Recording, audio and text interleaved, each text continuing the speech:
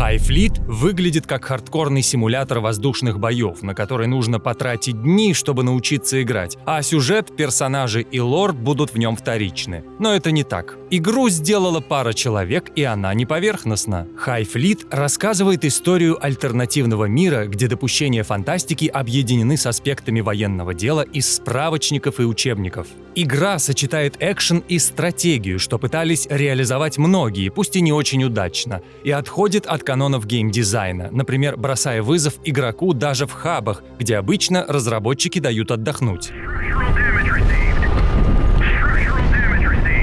Проекты как High Fleet поднимают вопрос, как из идеи игры мечты сделать целостный и успешный продукт. Чтобы ответить на это, мы взяли интервью у главы разработки High Fleet Константина Кашутина и узнали, как в игру добавлялись механики, создавался мир и делалось техническое наполнение. Привет, меня зовут Константин Кашутин. Мы вместе с моим другом недавно выпустили в релиз игрушку High Fleet, и моя функция в этом проекте, собственно говоря, геймдизайнер, программист, художник. Все, что нужно было делать, приходилось делать самому. Максим, это второй человек в нашей команде, он занимался программированием, то есть у него более, может быть, такая узкая специальность, зато он делает это намного лучше, чем я делаю все вот эти множество задач. Он внес решительный вклад в организацию кода, движка. Весь движок, который достался ему, весь код фактически, кодовая база, которая досталась ему, он пришел не сразу в проект, он там присоединился где-то через год его разработки. Все было им переписано едва ли не с нуля, и сложно переоценить как бы необходимость в дополнительном программисте в таком проекте, потому что когда ты концентрируешься на дизайне или на геймдизайне, очень хочется, чтобы техническую часть все-таки кто-то делал, кто в этом гораздо лучше разбирается, чем ты сам. У него была и графика, и физика, и искусственный интеллект, и там какие-то сетевые элементы, там интеграция в Steam. В общем, на самом деле все. Я учился в политехе петербургском, не доучился, попал тогда в армию на 4 курсе. И в армии, собственно говоря, можно было подумать, пару лет тогда служили, и за пару лет я решил, что буду заниматься играми. В тот момент в армии много свободного времени было, и, возможно, что-то создавать, какой-то концепт, какой-то дизайн для будущего проекта. В общем, когда я демобилизовался, я посвятил год разработке игрушки моей первой, которая называлась Hammer Fight. Она достаточно удачно вышла. Попала, например, в финалисты IGF, и продюсировали их Cranks Production, в прошлом небезызвестная наша продюсерская контора. После удачных продаж Hammer Fight, собственно говоря, вопрос, чем я буду заниматься дальше, не стоял. Но жизнь сложная штука, и нужно было решать самые разные бытовые вопросы, семейные вопросы. Там появилась семья, появились дети. В общем, второй проект сильно затянулся. Хотя я, в принципе, был уверен, что, ну да, теперь мы делаем игры, теперь все решено в этом смысле. Мой собственный бэкграунд я получил, почти получил, да, я недополучил программистское и там смешанное так и с графическим дизайном образование. Это позволило действительно в тот момент получить все необходимые навыки для занятия геймделом. Достаточно редкая в тот момент возможность. Это было все-таки очень давно. Сам по жизни увлекался самыми разными вещами. Там много всего читал. Там какое-то моделирование, танки, корабли, страйкбол. В общем, было много всего военного, много каких-то фантастических. Там немножко какие-то ролевые тоже есть интересы. Ну, в общем, такой типичный гик. Я умею рисовать, я, в принципе, вполне дизайнер. Может быть, у меня нет достаточно опыта как 2D-артиста, но, скажем, китбэш какой-то или скетч, или там хотя бы просто набросок там, карандашом, это я все могу, и это было очень важно, потому что, собственно говоря, между моим концептом и тем, что получилось в результате художника, настолько большая корреляция. То есть хороший концепт, хорошая в конце иллюстрация. Там плохой концепт, абсолютно непредсказуемая в конце иллюстрация. Так что да, это очень важно. Я начинаю сейчас уже путаться в цифрах, но, по-моему, что-то около 2016 года отвезли игрушку на DevGam московский, показали ее, вот то, что у нас было к тому моменту готово. Максим вот только-только в этот момент присоединился. И, собственно говоря, мы там получили гран-при как инди-игра. С этого началось такой активный этап разработки. Можно сказать, с 2016 года он разрабатывался непосредственно, то есть full-time. Боевка была очень рано, она получилась практически сразу, но в тот момент заниматься full-time не получалось, поэтому я, честно говоря, не считаю эти годы как период разработки. Скорее, это была такая подготовка к разработке. Фрилансерам мы отдали большие иллюстрации, это персонажи, это иллюстрации, которые связаны с историей и с квестами, да, текстовыми квестами внутри игры. То есть мы заранее знали, что иллюстрация, иллюстративный материал мы не осилим, и поэтому было 3 художника, которые занимались этим. Каждый занимался тем, что ему было ближе. Кто-то рисовал персонажей, кто-то рисовал историю. Там были мои концепты только. То есть я как концепт-дизайнер выступал. Естественно, весь интерфейс и все там связанное с графикой игровой внутри, ну да, это тоже мы. Быть самому художником я пытался много-много раз, и у меня бы это, в общем-то, получалось бы, но надо что-то хотя бы делегировать, потому что невозможно слишком большой объем работы. Хотя я постоянно возвращаюсь к тому, что так, надо снова прокачивать навыки 2D-художника или там 3D-художника и профессию в этом углублять свои познания. Вот ты скетч-то сделал, а художник сможет его нарисовать или нет? Близко ли ему то, что ты ему предлагаешь, к его технике, которой он владеет, близко ли к его интересам и вкусам? Когда ты узнаешь художника немножко больше, когда ты понимаешь, что ему интересно и что ему легко дается, ты уже иногда начинаешь под него скетчи рисовать. Так что тут всегда приходится работать с конкретным человеком. Найти человека, который готов с тобой работать, ну, у которого есть для этого достаточно времени, например, который любит примерно то же самое, что и ты, или в тех же приблизительно ориентирах живет, эстетических, это мечта. Такое, скорее всего, происходит очень редко. Если это произошло, у вас, по-видимому, будут долгие плодотворные сотрудничества. Чаще я просто ищу человека, который обладает необходимыми навыками, скажем, определенной техникой, и который хотя бы близко к той теме, которая мне нужна. Например, он рисует исторический костюм. Ему интересно не просто там какое-то условное фэнтези, а ему интересно 17 век, 19 или наоборот Первая мировая война. То есть я понимаю, что вот с этим человеком мне будет проще работать. Совокупность всяких случайностей, да, вот моя жизнь, моя биография полна таких случайностей, которые подводила меня к геймдеву и к успеху в геймдеве. Это такое странное образование, такое многопрофильное, это странное увлечение, там, из разряда, что Photoshop и 3D студии я знаю с первых версий. Просто потому, что когда-то в школьные годы, еще там в молодости, там в детстве, мне было это уже тогда интересно. Даже безотносительно всякого геймдева. Когда человек что-то очень-очень хочет, у него обычно получается в той или иной степени. Я мало видел людей, которые чего-то действительно очень сильно хотели, в результате не добились какого-то положительного прогресса, поэтому мне всегда это очень хотелось. Кроме того, с течением просто жизненных обстоятельств, в какой-то момент определенные люди мне давали деньги для того, чтобы я мог год не работать, для того, чтобы год я мог заниматься геймдевом. Вообще, мне кажется, что в хорошей игре не должно быть слишком много элементов. Погоня людей за списком фич, она, наверное, все-таки пагубна.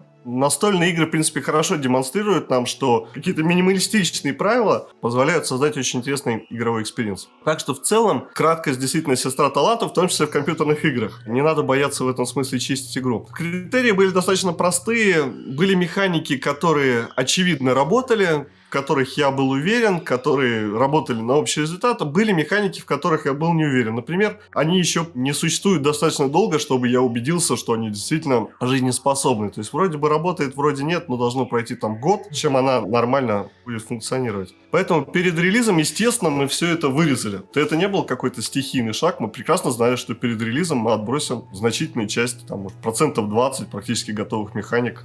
И это правильно. В частности, упростили авиацию. То есть авиация изначально должна была быть гораздо сложнее. Авиация и так была добавлена ближе к концу разработки. Переусложнять ее вообще не хотелось. Дальше, честно говоря, мы достаточно сильно порезали дипломатические диалоги и вообще взаимодействие персонажей с игроком. Может быть, потому что это был кусок, который мы не смогли проглотить. И чтобы сделать это хорошо, нужно было достаточно много труда еще туда вложить. Возможно, в будущем в игре взаимодействие персонажей и какая-то политика, связанная с историей игры, она, может быть, будет лучше представлена. Но я рад, что мы в какой-то момент остановились и сказали: нет, давайте оставим то, что точно работает. Конечно бы хотелось больше возможностей в сюжете, больше диалоговых каких-то опций. Но в конечном итоге все это очень сложно, на самом деле, иногда вместе соединить. Все повороты в сюжете должны быть хорошо продуманы, хорошо работать друг с другом. И, может быть, мне хотелось бы добавить еще 30% как минимум какого-то контента в этом смысле, там, не знаю, безбашенных персонажей или каких-то других персонажей, не обязательно безбашенных. Просто приходилось от чего-то отказываться, потому что игрушка достаточно комплексная и так. Из того, что, очевидно, не хватает в проекте в данный момент, чисто с точки зрения меня, потому что там у других людей могут быть другие мнения. Хочется закончить историю. Да, история осталась сильно не законченной, сильно не раскрытой, где-то наполовину только раскрытой. Это хотелось бы доделать. Помимо менеджмента, навигации и боя, в Hive Fleet добавили двухуровневую диалоговую систему. Первый уровень — это классическое общение с NPC напрямую и выбор ответов, которые влияют на ваше положение в мире, как в классических RPG. Второй уровень — это улучшение отношений с отдельными персонажами через карточную систему, которая также элегантно вписана в геймплей. Этот частный пример показывает корни геймдизайна Hive Fleet. Я думаю, что тут мы все испытываем влияние того ренессанса настольных игр, который вокруг наблюдаем. То есть, если я жил в таком на постсоветском пространстве, где из настольных игр был, какие-то самые простейшие бродилки, где нужно было просто кубики кидать и перемещать фигурки, то весь остальной мир впитал фантастический пласт геймдизайна из настольных игр. И вот то, что сейчас происходит с настольными играми, когда и D&D возрождается, и просто ренессанс самых разных настольных механик, мне кажется, как раз компьютерные игры испытывают влияние. То есть нам хочется что-то из настольных игр с их элегантностью перенести в компьютерные игры, которые, может быть, немножко переусложнены. Поэтому использование карточек какое-то тактильно, что ли, может быть, просто приятно человеку, пусть даже они и виртуальные. Очень сильное влияние современного геймдизайна, по крайней мере на ПК, я от настолок вижу. Самые очевидные примеры FTL, например, или, бесконечное количество карточных игр. На самом деле оно всюду. Иногда тебе нужно какое-то случайное событие провернуть, просто включить генератор случайных чисел. И даже если ты его изобразишь в виде бросания кубика, по-моему, в какой-то нашей игре такое есть, что там вместо случайного числа он бросает кубик. Даже это уже делает твою игру и вот эту случайную генерацию какой-то более захватывающей, что ли. Что-то в этом есть такое интригующее, что-то древнее и загадочное. Да, настолки, вне всякого сомнения. Насчет Twilight Struggle у него была одна главная задача на протяжении значительного времени разработки. Главный экран, который чаще всего игрок видит, Hive Fleet, это экран карты, стратегической карты. Честно говоря, хотелось добиться похожего, как в Twilight Struggle, ощущения, когда ты смотришь на карту и вроде бы на ней много всего находится, но ты способен охватить всю ситуацию или практически всю ситуацию одним взглядом. То есть тебе не нужно лезть в какие-то подменю, что-то там сверяться с чем-то или там долго копаться в памяти, поминая ход сессии, например. Мне хотелось именно это ощущение, да, пускай сложной карты, но которые ты можешь охватить одним взглядом, передать в Hive Fleet. Мне хотелось, чтобы игрок не путался, чтобы он прекрасно понимал, что происходит в данный момент и что ему нужно сделать. Это есть фраза такая, да, по возможности стремитесь к простоте, но не упрощайте.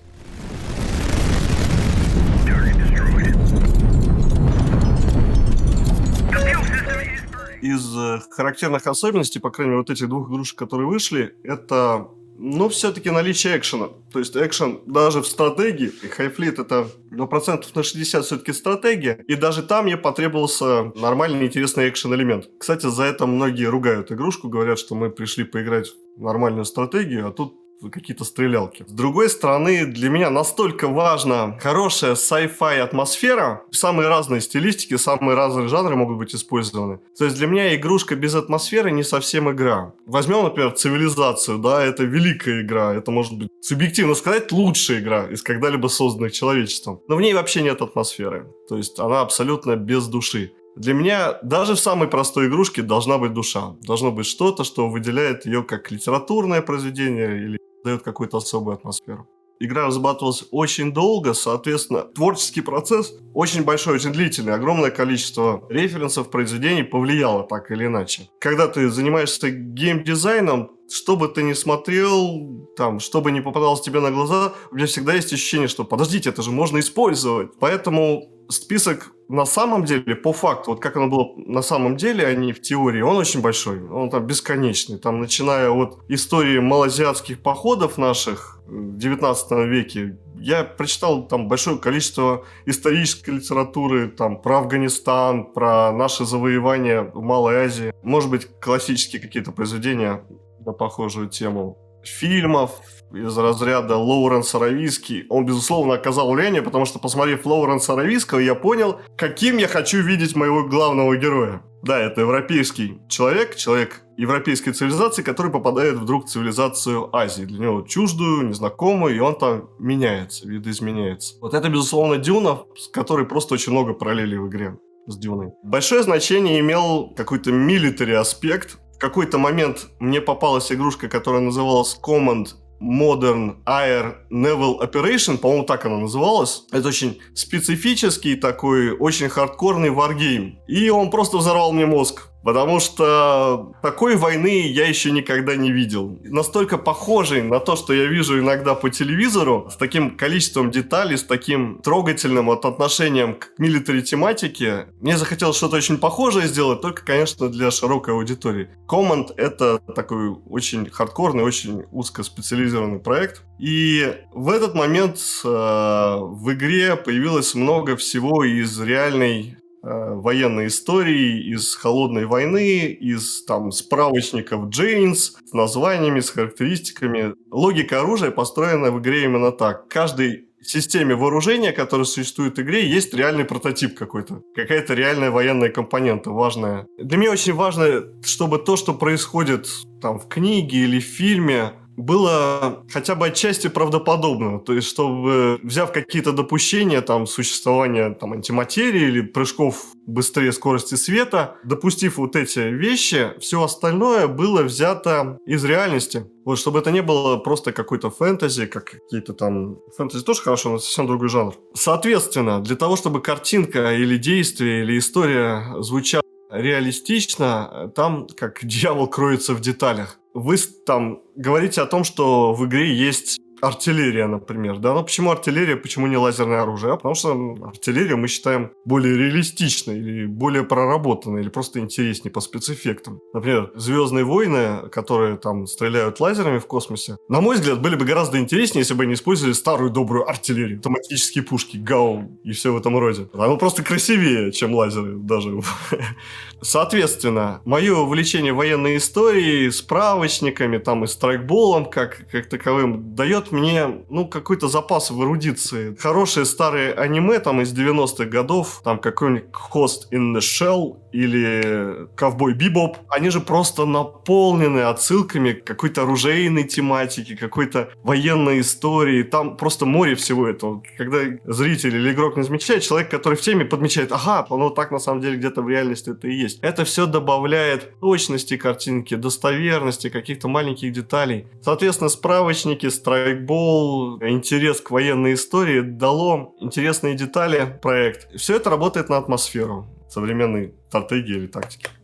Вдохновляться правилами и идеями геймдизайна настольных игр – распространенная практика. Первый и второй Fallout использовали переработанную систему GURPS.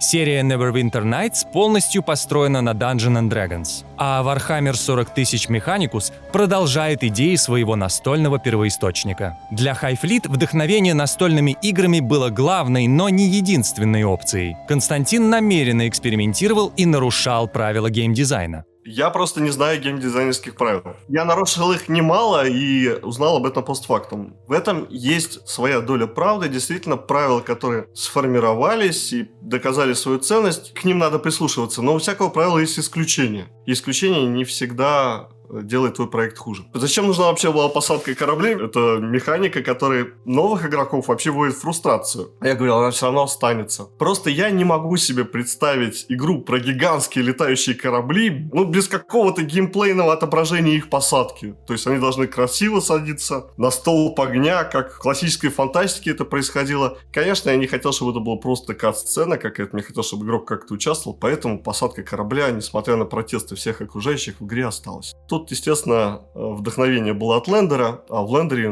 надо иметь возможность разбиться. Соответственно, она осталась. Мы же делаем инди-игры. У нас они заточены под узкую аудиторию. Мы не делаем большие коммерческие проекты. Когда ты делаешь нишевую игру, твоя задача быть не похожим на окружающих, создать что-то для твоей ниши. То, что для твоей ниши по-настоящему понравится. И когда ты делаешь такие нишевые вещи, многие правила не работают. То есть тебе нужно от них отходить и искать какой-то более самостоятельный, более личностный подход к решению той или иной проблемы. Понять, когда избранный путь работает, а когда нет, трудно. Крупная или средняя студия может позволить себе оценку качества, но проверить правильность решений команде из 2 человек сложно. Путей не то чтобы много. Я знаю только один. Это твое собственное мнение, то есть интересно это или нет, и мнение хотя бы какой-то целевой группы. Потому что целевая группа, конечно, может разделиться во мнениях, и половина сказать «да», половина сказать «нет». Но если она однозначно не отвергает твое решение, то, по-видимому, решение как минимум жизнеспособно. Можно с ним дальше пытаться работать, пытаться доказать, что оно здесь нужно. Но в конечном итоге все, конечное решение понимаешь ты сам. Тебе самому это интересно, тебе самому это хочется, ты сам бы хотел, чтобы это было в твоей игре, или ты просто плодишь фичи без необходимости. Тут тоже нужно отдавать себе отчет. С другой стороны, например, такое маленькое практическое правило, которое у Сида Мейера там описано в книжке, оно 100% работает.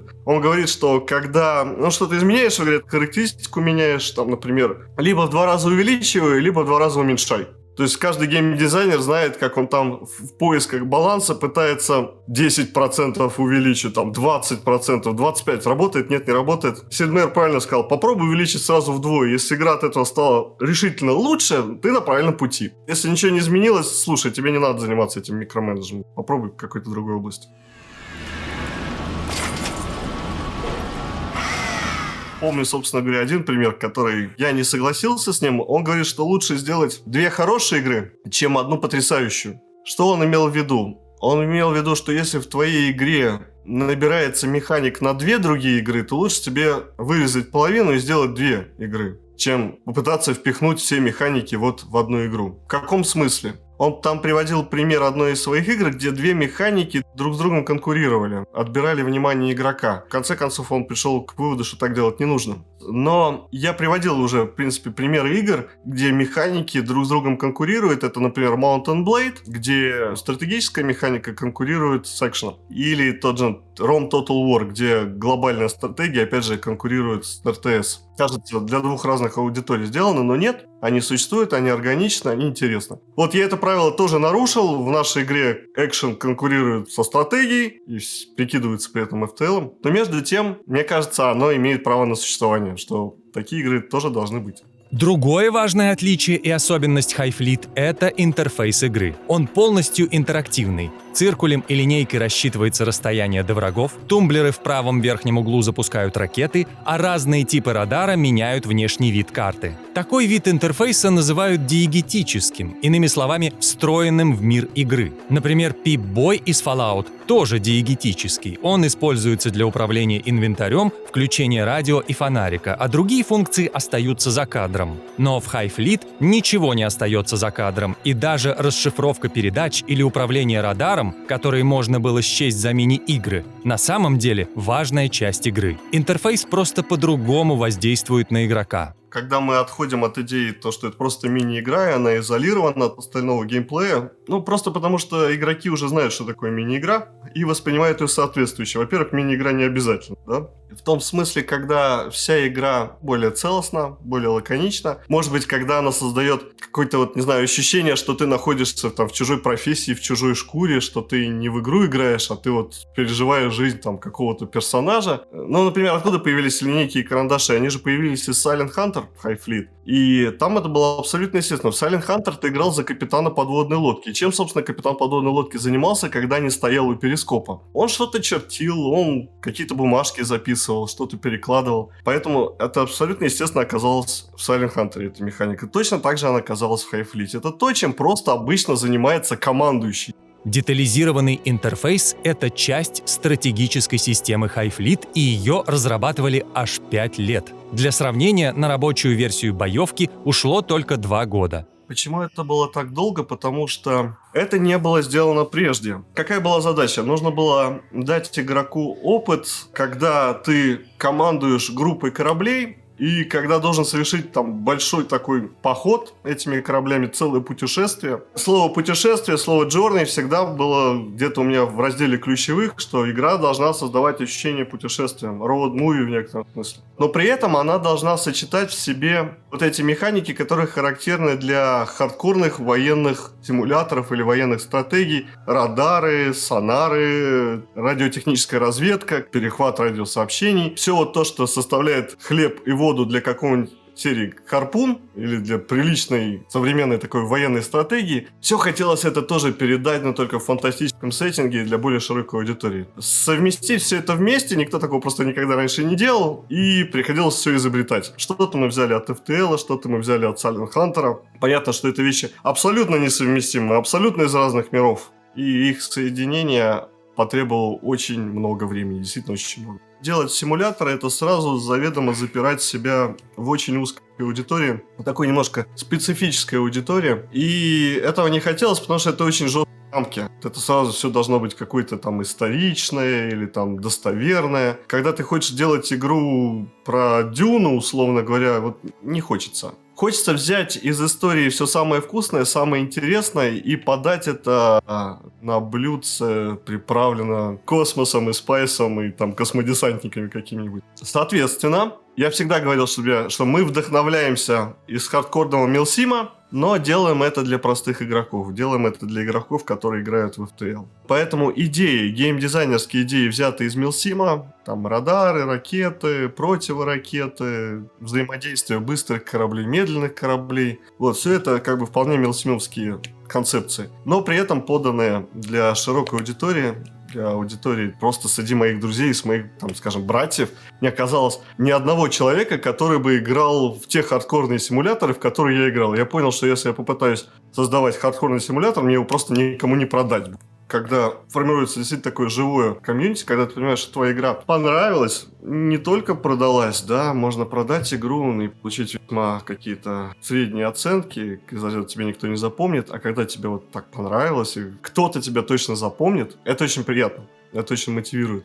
Насчет журналистов, мы должны хорошо понимать, что это люди, которые, в общем-то, совершенно не обязательно должны любить твою игру, потому что они, скажем, не попадают в твою целевую аудиторию. С другой стороны, скажем честно, игрушка довольно сложная в освоении, и пока ты в ней не разобрался, наверное, она очень сильно доставляет много фрустрации. Так что я вполне понимаю возмущение людей, которые писали рецензии гневные на нашу игру, что мы просто злодеи какие-то. Нельзя так издеваться над игроками. И одновременно мы должны понимать, что если игра получила какое-то освещение, какое-то вот, не знаю, она стала уже на слуху, они говорят, они пишут, то в целом мнение о ней у игровой журналистики будет положительное. В любом случае, неважно, что ты сам думаешь про эту игру, общество сказало свое слово. Когда Сет под Рождество выпустил свой ролик, его же тоже можно назвать, в принципе, большой СМИ, он же уже пользовался всеми теми плодами комьюнити, которое сформировалось с подсказками, он знал, как в него играть, даже знал в деталях, как нерфить нашу игру. Поэтому там было гораздо более, может, положительный отзыв и такая рецензия, более сбалансированная оказалась, чем те, что написали мои любимые журналисты в Rock Paper Shotgun или там в других изданиях. Обзор Сета, он сразу вылился в пик продаж. В High Fleet богатый сюжет. Для создания достоверного мира Константин изучал историю военных действий, от походов Российской империи на восток до военных действий СССР в Афганистане. В игре много текста, который Константин написал в одиночку и даже без редактора. Найти редактора, с которым бы вот автор мирно уживался, наверное, очень сложно. Я с трудом себе представляю там какого-нибудь писателя, который взаимодействует с редактором, при этом с ним не ссорится. Однако, естественно, вычетка там грамматическая, орфографическая, безусловно, это делали совершенно другие люди. Я абсолютно безграмотен. Сам сюжет создавался очень сильно постепенно, складывался из огромного количества каких-то элементов, того, что мне самому было интересно. Вопрос, как подать сюжет, потому что это действительно большая проблема. Когда ты инди-разработчик, ты очень сильно ограничен в возможностях, ты не Кодзима, ты не можешь себе позволить кинематографические вставки и дорогих актеров, или там какую-нибудь озвучку даже просто банально. Соответственно, тебе нужно пользоваться какими-то простыми, но выразительными средствами. Простыми выразительными средствами, например, пользовался Banner Saga. То есть там замечательный, потрясающий сюжет, там на голову выше дорогих тайтлов, на мой взгляд. При этом передан, собственно говоря, более-менее статической иллюстрацией и текстом, хорошим текстом, да, хорошим диалоговым текстом. Где-то на этом мы, в общем-то, и ориентировались. Идея мини-квестов, опять же, она отчасти из Banner Saga, там, когда ты путешествуешь, какие-то события происходят, даже не иллюстрированы, а просто текстом написаны. Почему не воспользоваться этим? То же самое было в FTL. Мы добавили для этого иллюстрации, маленькие иллюстрации, это не супер дорого, но они приятно разнообразят графический ряд. Сюжет должен быть достаточно компактным, достаточно несложным, потому что сложный сюжет тебе не реализовать. Должен быть реализован на каких-то простых, понятных тебе механизмах, типа маленьких картинок, маленьких текстов, что-то в этом роде. Лор уходит действительно очень далеко, гораздо дальше, чем когда-либо там будет возможность все это реализовать. Поэтому, да, действительно, эти вставки, эти как сноски, появились не от хорошей жизни, а потому что приходится как-то объяснять людям, что здесь вообще происходит. Это гениальное изобретение, не знаю, кто это изобрел, наверное, какой-нибудь РПГ, но мы быстро-быстро это добавили в свою игру, и это решило множество проблем.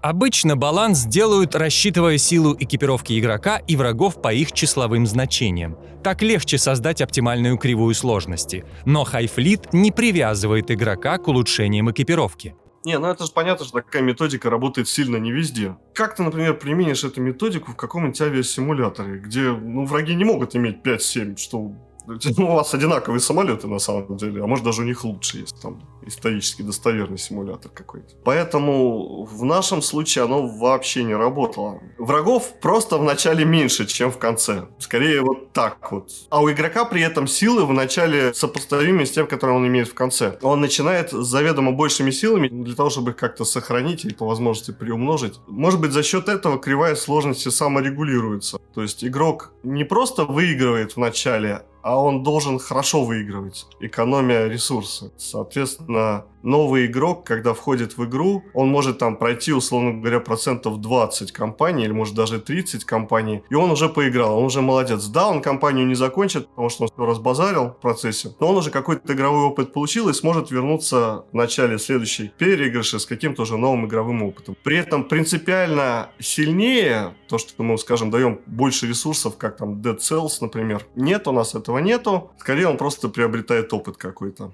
Еще одна сильная сторона Highfleet — это звук и музыка. Восточные мотивы в саундтреке вписывают игрока в атмосферу непокоренного Востока. А радиопереговоры и оружейные залпы звучат не хуже, чем работа профессиональных аудиодизайнеров. Но то, что звучит как командная работа композитора и саунд-дизайнера, собрано силами двух разработчиков.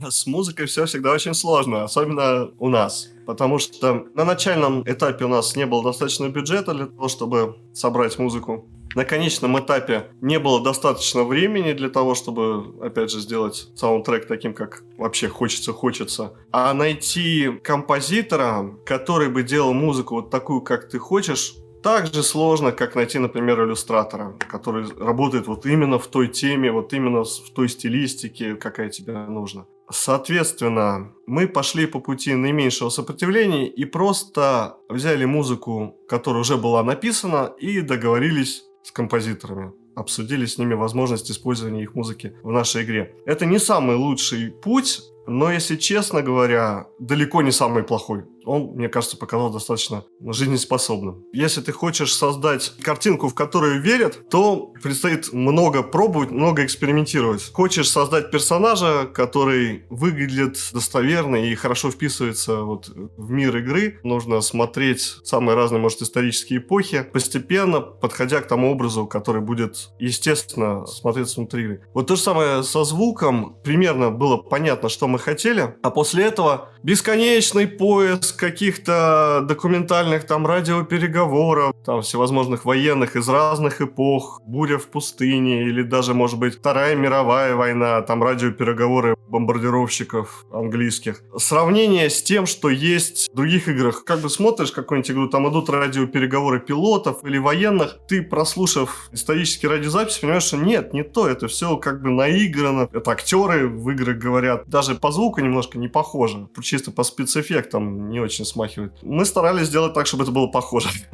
Брали реальные исторические аудиозаписи. Я пытался понять, как это устроено, пытался понять, из чего состоит вот этот эффект аутентичности. Искали фильтры, искали какие-то техники, которые могли бы, обработав звук, создать похожий эффект. Долго-долго, трудно подходили к результату, который нас удовлетворял. А после этого, кстати, он еще может не работать в игре. То есть ты вот записал что-то, все замечательно, все похоже, вставляешь в игру и понимаешь, что не бьется звук вместе с картинкой. Вот они разные. Начинаешь изобретать, что же нужно сделать. Пробуешь самый разный вариант, потом хоп, подошло. Вот это звучит здесь как на месте. И начинаешь подгонять остальные звуки. По похожей схеме, да, как получившейся, как удачно.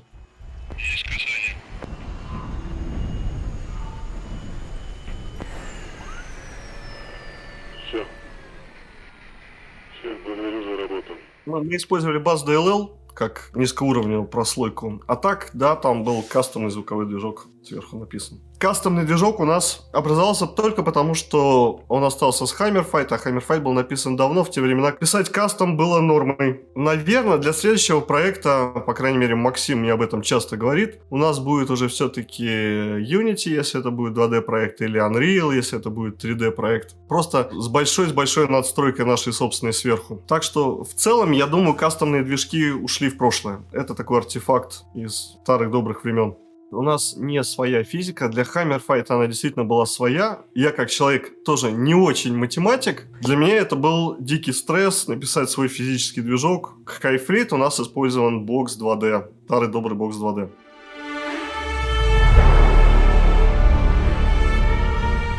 Долгое время проект развивался на собственные средства. Была такая возможность. Редкая, наверное, возможность, да, когда ты разрабатываешь первый проект. Но мы разрабатывали не первый проект, поэтому какие-то запасы были. Когда эти средства подошли к концу, и когда мы, в общем-то, поняли, что дальше без сторонней финансовой помощи нам не продвинуться, столько денег у нас просто нет, мы начали рассылать, не знаю, как это правильно называется, питчи, в общем, не помню, как это правильно называется, документы, в которых содержалось описание нашей игры, скриншоты, там ссылка на дальнейшую информацию, если вдруг издатель заинтересуется. Ролик тем инди-издателям, которых мы хотя бы приблизительно попадали по аудитории. Chucklefish, естественно, мы не посылали ничего. Пришло несколько ответов. Один ответ вообще пришел очень интересно. Я не посылал туда. Не помню, почему не посылал этому издателю, очень интересному и известному. Но просто кто-то... там была вообще смешная история, я сейчас расскажу. Короче говоря, я в то время не умел пользоваться Твиттером. Я и сейчас им не очень хорошо умею пользоваться, хотя Твиттер вещь мощная. Общаясь с каким-то из издателей через Твиттер, я вдруг взял и написал сообщение, просто в общий канал, в общий Твиттер. Написал из разряда, что... в общем, мы ищем издателя. Удалить из Твиттера это ничего невозможно. В общем, человек просто репостнул это сообщение, собственно говоря, издателям. Таким образом, издатель на нас вышел. Такой говорит, мы как бы очень заинтересованы. Издатель был очень классный, очень интересный. У него было совершенно потрясающее предложение. Мы столько не ожидали. И до сих пор, когда я думаю о том, что вот мы отказались от этого предложения, почти наверняка это с точки зрения бизнеса, это было неправильное решение, но мы хорошо понимали свои возможности, и то, что мы делаем все довольно долго, и мы бы просто не успели за тем издателем. Пришло несколько ответов от разных издателей, они предложения свои прислали. В конце концов, мы выбрали одно из них. Это был инди-фонд, это не был издатель, это был человек, который просто оказывал спонсорскую помощь, не предлагая никаких услуг по продвижению. Почему мы выбрали именно этот вариант? Потому что в тот момент мы чувствовали, что мы еще не готовы, то есть игрушка не готова, мы не готовы говорить всерьез о сроках релиза. Инди-фонд это устраивало, нас устраивало то, что они вот дают нам такой карт-бланш. Мы подписали с ними тогда договор, получили бюджет для продолжения разработки. Это, как спасло, не спасло. Естественно, были другие предложения, не то, что прям последняя возможность. Но в тот момент это дало необходимые нам средства. Ближе к релизу мы поняли, что инди-фонд это хорошо, но нам нужен кто-то, кто будет нас продвигать, заниматься пиаром, прекрасно осознавая, что сами мы не потянем. Тоже забавная история. Вот как бы Highfleet весь состоит из таких забавных историй. Microprose нам сами написали, мы их не искали, мы не знали, что есть такой Microprose. Они вот появились снова. Они нам написали, я их письмо благополучно пропустил. Может быть, даже пропустил второе их письмо. В общем, в какой-то момент я наткнулся на их письмо, увидел сумму, которую они предлагают, и тут же понял, что, похоже, мы нашли нашего издателя. Бюджет, который они предлагали, нас не то чтобы устраивал, а нас полностью устраивал. То есть там можно было даже больше дальше ничего сильно не обсуждать. И нас устраивала аудитория Microprose, то есть те, кто вырос в те времена, когда Microprose были на коне, не могут не вспомнить эту компанию добрым словом. Это была легендарная компания, и выходить под их лейблом, даже просто в нашей заставке была надпись Microprose, для меня это уже было в принципе важно. Так же важно, как там в свое время это был Cranks Production. Так что условия были отличные. Компания, конечно, молодая, и, когда компания не имеет опыта, абсолютно непонятно, как они себя будут вести, что вообще будет дальше. Но бюджет, который они предложили, говорил о том, что они настроены серьезно и решительно. Я доволен сотрудничеством с Microprose, они сделали все то, что обещали. Если все будет хорошо, мы будем сотрудничать с ними и дальше. Планы на будущее я бы очень рад был бы озвучить, но окончательного решения пока не принято. Вплоть даже до того, что перед Рождеством, ну, как, наверное, многие, купил себе Oculus Quest 2, поиграл и сказал, мы будем делать игру для VR. Я позвонил Максу, он тогда был там в другой стране, говорю, Максим, покупай Oculus Quest 2, мы будем делать игру для VR. Время прошло, да, я там сравнил цифры и такой думаю, может быть, нет. Хотя вариант делать игру для VR все еще остается в списке возможных. На данный момент мы действительно не знаем, чем будем заниматься. Тут такой вопрос, либо мы делаем что-то очень похожее на Highfleet, то есть там продолжение Highfleet, условно говоря, где все наработано, и мы прекрасно все себе представляем, либо мы занимаемся чем-то совершенно новым, потому что делать, 7 лет, там, одну игру или больше, оно тяжеловато, оно сказывается на всех нас.